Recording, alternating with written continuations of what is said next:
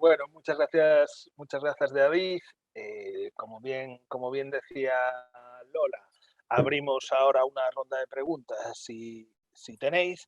Mientras llegan algunas y conectando un poco los puntos, como decía Mauro, por un lado tenemos a Antonio que dice que los controles tenemos que tener economía global, lo cual me ha llevado a tratar de preguntarle a Mauro. Y por otro lado también Antonio decía, bueno, pues que el futuro va a ser cada vez más digital. Y Mauro también decía que, bueno, que vamos a vivir varias vidas. Entonces, mi pregunta, Mauro, es, desde un punto de vista de política, de perspectiva económica, de gobernanza, de toma de decisiones de gobiernos, ¿cómo, cómo se ve este cambio, o sea, cómo se va a gestionar o cómo crees qué medidas están tomando los gobiernos para gestionar este cambio, ¿no? Que parece que puede ser casi una fractura, ¿no? Por un lado parece que el mundo va a ser cada vez más digital, hay personas que van a vivir, como bien decías, la esperanza de vida está creciendo, pero que parece que no tienen las competencias, ¿no? Y parece que el mundo como que se está separando en dos bloques grandes. ¿Hay alguna tendencia general de política económica para tratar de frenar esta brecha? Eh, Mauro, creo que estás muteado, perdona. Sí, ahora. Ahora Sí, sí. Juan, gracias por la pregunta. Yo creo que evidentemente la brecha es enorme. Se hacen algunos esfuerzos para coordinar entre los sectores públicos y privados. Ya decía, no solamente desde el punto de vista de ejecución y de inversiones, sino también desde el punto de vista de regulación y de crear un marco, ¿no?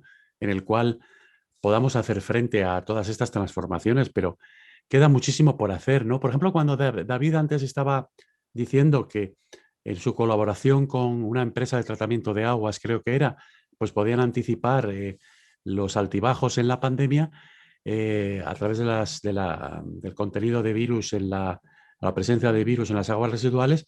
Es cierto, ¿no? Ahora, date cuenta de que es que la colaboración entre gobiernos y empresas ha existido en algunos ámbitos durante estos últimos meses, pero no ha sido lo que podría haber sido, ¿no? En tantas cosas, ¿no? Y en tantas dimensiones. Entonces, Juan, yo creo que la respuesta a todo esto, yo creo que siempre es la misma, ¿no? O sea, es decir, las transformaciones son de tal calibre, son mucho mayores que nosotros, ¿no? Lo que se nos viene encima, que pedirle que los gobiernos lo solucionen es algo completamente irrealista, porque los gobiernos no están en condiciones de solucionar todo eso. Pedirle solamente a las empresas que lo solucionen tampoco es realista. Y pedirle a los individuos que se adapten como mejor puedan, pues tampoco lo es. O sea, yo creo que requiere muchísima más coordinación, muchísima más colaboración entre todos estos distintos tipos de actores. Y francamente, creo que los gobiernos, su principal papel tendría que ser el de proveer liderazgo, ¿no? Sobre todas estas cuestiones. Y francamente, la actitud ha sido demasiado cortoplacista, ¿no? Y la actitud ha sido mucho de ver cómo pueden, pues eso, responder a los distintos contingencias que se han venido presentando, problemas en esta pandemia, pero francamente sin tener un plan un poco más general sobre cómo vamos a salir de esto, no en los próximos meses, sino a 5 o 10 años, ¿no? Y sobre todo, cómo vamos a enfrentar a todas estas cosas que la pandemia ha acelerado, porque yo sé, este es el otro tema que de momento creo que ninguno de nosotros tres, corregidme si estoy si no estoy en lo cierto, en ninguno de nosotros tres hemos enfatizado, y es que esta pandemia lo acelera todo, sobre todo la adopción de tecnología, ¿no? Y entonces lo que iba a pasar antes de la pandemia en, pon, 3 años, ahora va a pasar solamente en 2 o solamente en 1. Y yo creo que nos falta ese liderazgo, ¿no? Por parte de alguien para unir esfuerzos, ¿no? Porque ya te digo que esto es más poderoso que cualquier gobierno, lo que está ocurriendo, no solamente la pandemia, sino también el cambio tecnológico y todas estas cosas. Es más poderoso que cualquier empresa y es más poderoso que cualquier, por supuesto, cualquier ciudad, cualquier comunidad, cualquier individuo, ¿no? Entonces, esto nos va a poder, a no ser que nos unamos y consigamos de alguna manera coordinarnos, ¿no? Muy bien. Eh, Nada, por otro lado, mientras siguen llegando algunas preguntas, por otro lado, Mauro, dentro de sus 5 claves, hablaba de pivotar, que me ha encantado la metáfora, ¿no? Y aplicado esto al mundo de control de gestión y uniendo un poco lo que contaba Antonio, una de las cosas que yo percibo es que se habla mucho de una cultura data-driven para las organizaciones, pero casi siempre nos quedamos en data y en driven, pero nos olvidamos de la cultura, ¿no? Entonces, ¿puede ser el controller uno de los agentes que pivote este cambio de cultura? Os pregunto a los dos, tanto a Antonio como a David, ¿no? Si vosotros pensáis que el controller, que ha sido tradicionalmente una visión un poco transversal, que ha sido, bueno, un buen gestor de los datos, si puede pivotar en con sus habilidades que tenía hacia ese giro y ganar, digamos, relevancia en las organizaciones. Sin duda. De hecho, son figuras clave porque se encuentran entre negocio y entre la tecnología y los datos. Y al final están evaluando la información para poder tomar decisiones de negocio. Y eso es precisamente establecer una cultura data-driven. Ahora, tienen que ayudar a impulsarla dentro de la compañía. No es nada fácil.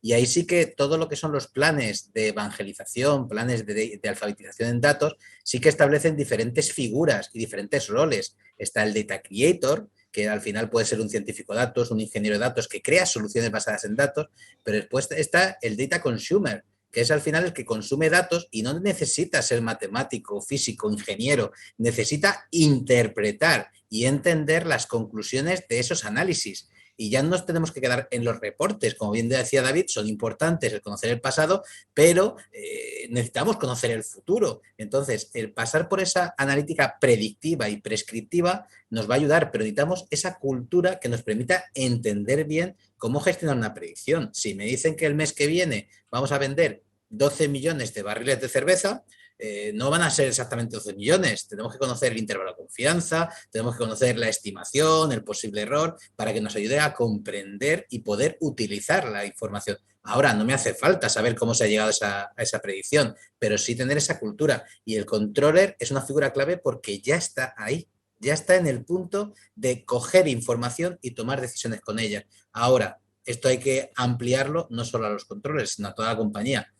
Por suerte, los controles, como están en casi todos los departamentos, pueden ser punta de lanza para que establezcan esas típicas estrategias de mancha de aceite o balsa de aceite que permiten que la cultura permee dentro de la compañía. Nosotros a los perfiles los llamamos data champion, que permiten que esa cultura se vaya impregnando dentro de la compañía y vaya permeando dentro de todo entero. Pues sí. Habla de Champions, ¿no? Y después de Madrid ayer, no sé si es un buen momento, pero igualmente sí creo que dentro además de este proceso que bien como decías antes, ¿no? Lo que encontramos son perfiles en los data scientists. Normalmente, como bien decía, son perfiles muy matemáticos, muy orientados, muy científicos. Y creo que dentro de un proyecto de Data Science, incluso dentro del proyecto de Data Science, creo que hay un rol del controller. Digo un poco por acompañar lo que comentabas, que estoy absolutamente de acuerdo. Digo, porque al final, cuando desde el primer momento se lanzan esos algoritmos, o se empiezan a hacer clasificaciones de los datos, o se empieza a hacer esas regresiones, creo que es importante que desde control de gestión, con esa visión global, seamos capaces de aportar nuestro conocimiento a ese data science, que lo que está viendo son datos, para poder inducir también que vaya bien en la dirección correcta, ¿no? Y que luego no llegue al final, nos muestre la solución y diga, si esto. Entonces creo que tenemos que estar también acompañando durante todo el modelo, ¿no? Durante todo el modelo de todo el proyecto de Data Science.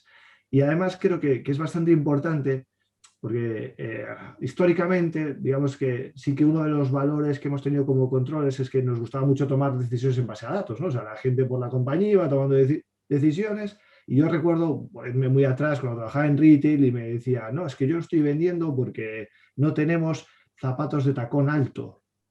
O sea, yo creo que esto que demandaba un tío de zona, esto se acabó, ¿no? Esto ya se murió. Entonces, ahora con nuestra capacidad de datos dices, o sea, pero si no has vendido 3 y tenemos 5 modelos, o sea, ahora sí somos capaces de tener esa información que ya no va a opiniones, ¿no? O sea, yo creo que había algo que nos podía hacer mucho daño profesionalmente, o sea, no daño profesionalmente, no sé si te puede herir porque eran comentarios de ese tipo superfluos, ¿no? O sea, entonces, a día de hoy, podernos apoyar en toda esta información es un privilegio, y creo que tenemos que ser los precursores y además debemos de ser los que rompamos los hilos de información, ¿no? Que creo que la tendencia a veces en control de gestión también es hacernos propietarios, ¿no? Y yo creo que tenemos que bajar eso, porque si no, no bajamos nosotros, nos lo van a bajar, porque viene el autoservicio y la gente va a coger su información. Entonces, lo que tenemos que hacer, como bien decías, Antonio, es esa parte pedagógica, porque mañana el de logística va a poder consultar todos sus datos yo qué sé, en una herramienta de BI, y lo que tenemos que ser capaces de ayudarle a interpretar bien lo que está viendo, ¿vale? Porque él lo va a ver, o sea, olvídate, no vas a poder, o sea, eso ya nos ha pasado esa hora, ¿no? Entonces creo que es importante esa labor nuestra también de intérprete y esa parte pedagógica que decías. Por complementar un segundo, Sí. de hecho, en los proyectos de ciencia de datos, bueno, se siguen metodologías como puede ser la CRISDM, metodologías de modelado estandarizadas, que al final son cíclicas para construir ese MVP que tanto hablabas, David, y ahí hay una fase donde el control de gestión es crítico. En la fase, la primera, que se llama Business Understanding, comprensión de negocio, en lo que es transformar el problema de negocio en un problema analítico, para que esos científicos, datos ingenieros puedan aplicar su ciencia y utilizar tecnología. Y después, una vez que tengan la solución analítica, transformarla en una solución de negocio, esos dos pasos que son claves, sin duda, la figura del controller de gestión es el que puede dar luz en esos dos pasos. Muy bien. Bueno, y ya casi por terminar, me gustaría hacer así una pregunta un poco rara, ¿no? Por un lado, Mauro contaba que en Airbnb pues que fue capaz de cambiar su algoritmo muy rápido y que, bueno, pues después de una bajada pronunciada de las ventas volvió bueno, pues a unas ventas históricas, ¿no? Yo creo que un poco la lección de esto, y en general es una percepción personal, probablemente a lo mejor estoy equivocado, pero creo que estamos viviendo en un mundo donde la acción es muy importante y sobre todo tener menos miedo a equivocarse. Y mi pregunta va quizá un poco a nivel, digamos, ¿existen culturas que tengan más miedo a este fracaso y que pueda penalizar en un mundo de... Primero, si lo veis así, si veis que vamos a un mundo de acción donde hay que arriesgarse más y por tanto hay que ser mucho más rápido y mucho más flexible. Y por otro lado, si esto quizás es más para Mauro que para el resto, si, digamos, se observan diferencias culturales de alguna manera que perciban o que hagan este contexto más difícil en algunas economías que en otras. No sé si es un poco rara la pregunta. No, yo creo que rápidamente, porque estoy seguro que Antonio y David también quieren añadir algo, todos los datos que hay sobre valores culturales correlacionan con el tema este del espíritu emprendedor, ¿no? En culturas en las cuales el fracaso se estigmatiza a quien fracasa, son culturas que suelen tener muchos menos emprendedores, ¿de acuerdo? Por cierto, hay una diferencia ahí muy importante entre Europa continental y Estados Unidos, bastante grande, ¿no? En Estados Unidos se entiende que un emprendedor con éxito primero fracasa 10 veces, e incluso se va a la bancarrota varias veces. Sin embargo, en otras culturas, pues es un estigma muy grande, ¿no? Y luego, si me dejas añadir una cosa, Juan, porque yo creo que hiciste ahí un comentario lateral bastante interesante. Mira, ¿por qué pienso que China y Estados Unidos van a dominar el mundo de tecnología y Europa se está quedando rezagada? Lamentablemente, ¿eh? No lo estoy celebrando. Mira un indicador muy claro. Estados Unidos, 10 mayores compañías por capitalización bursátil. 7 son plataformas digitales. No existían hace 10 años esas empresas o hace 15 años. Vete al IBEX 35 y bueno, vamos a dejar a Telefónica de un lado, pero es que el IBEX 35 es que no ha cambiado. Es que el CAC 40 en Francia no ha cambiado. El DAX en Alemania, salvo SAP y quizás otra empresa más, no ha cambiado. Te vas a China y también las mayores empresas por capitalización bursátil son plataformas digitales, son Tencent, son Alibaba, son todas estas, ¿no? Entonces, aquí hay algo que no está funcionando porque la economía ha cambiado y sobre todo el futuro, ¿no? Que es un poco lo que mide la capitalización bursátil. Pues bueno, yo creo que aquí hay algo muy importante que analizar, ¿no? O sea, ¿por qué en Europa los mayores índices bursátiles siguen dominados por empresas, muchas de ellas que ya tienen 50 o incluso algunas de ellas 100 años, ¿no? Como son los bancos, por ejemplo. A mí me gustaría poner eso sobre la mesa para debate, ¿no? Porque es que me parece muy llamativo y me da pena, ¿no? Si me permitís, por alusiones del IBEX 35, que estoy aquí, precisamente hilando la primera pregunta, yo creo que en España es que se penaliza mucho el fracaso y por eso no avanza tanto la inteligencia artificial, porque al final hay una frase fabulosa que dice: todos los modelos son erróneos, solo que algunos son útiles. Es de un matemático famoso, el model are wrong but some are useful. Todos son erróneos, como vas a fallar tienes miedo y no lo utilizas. Y además el desconocimiento te impide utilizar esas herramientas tan potentes. Eso por un lado. Y por el segundo es que no tenemos empresas tecnológicas potentes, brillantes en España. Hay algunas muy de nicho, muy enfocadas, pero no han sabido brillar y no han sabido crecer. En parte por la cultura, en parte porque cuando crecen mucho viene un gigante tecnológico y se las come, o lo que sea. De hecho, intentando ocupar ese hueco es por lo que Telefónica ha creado Telefónica Tech, que es donde estamos nosotros, que intenta ser un partner precisamente tecnológico dentro de este país para poder acelerar esa transformación de las compañías, porque hemos visto que es necesario, que es que no existe actualmente. Y como nos ha costado tanto a nosotros transformarnos tecnológicamente, bueno, pensar en Telefónica hace 30 años lo que era, todos trajeados, medio funcionarios, la Telefónica clásica, bueno, también el ejemplo del BVA. O sea, ahora vemos a la gente del BVA sin corbata, banqueros sin corbata, hablando de tecnología, incluso El acabose, eso. Francisco González dijo que el BVA sería una empresa de software. O sea, lo tenían claro y están impulsando la transformación. Pero fuera de eso, realmente, pues todos intentamos impulsar, pero nos faltan gigantes tecnológicos en España y yo creo que es principalmente por la pregunta que ha hecho Juan, porque tenemos una cultura donde se penaliza mucho el fracaso y donde mucho emprendimiento mal dirigido va hacia el pelotazo, va hacia intentar hacer crecer algo, venderlo rápido, forrarte y me largo.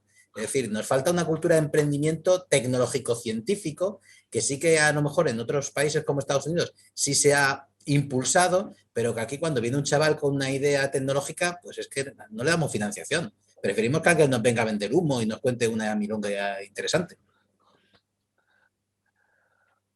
Bueno, pues nada, nos hemos quedado un poco sin tiempo. Me tenéis que disculpar a los que estáis haciendo preguntas en el chat, pero es que entre que estoy con un ordenador y veo, no me da tiempo a cerrar todas las preguntas. Nada, me gustaría dar las gracias a tanto a Antonio como a David y a Mauro por participar con nosotros en este coloquio. Ha sido un placer estar con todos vosotros.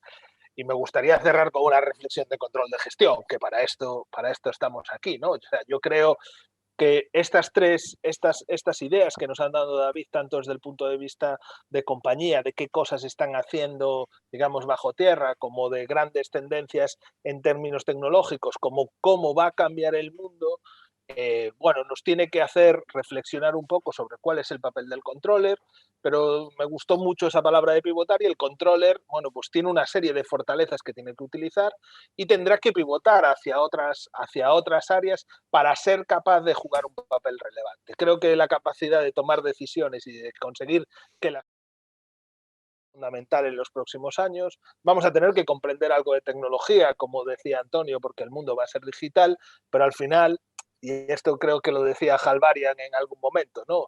La tecnología cambia, pero las reglas del negocio no. Esto va de las compañías ganan cuando ganan más dinero. Son las compañías exitosas, además de temas de cultura y de cosas que se está redefiniendo un poco el perfil, ¿no? Y que yo creo que por ahí habrá nuevos campos en el mundo de control de gestión. Entonces, daros las gracias a todos. Muchísimas gracias. Es un lujo, la verdad, participar y colaborar con el instituto porque me permite estar con gente tan inteligente como vosotros y aprender. Gracias a todos y espero que para los participantes haya sido al menos tan agradable como ha sido para mí. Muchas gracias a todos. Encantado, gracias. Gracias. Ahora una cervecita Estrella Galicia, ¿no, David? Sí, por favor. Nos vemos en la sala. Muchas gracias.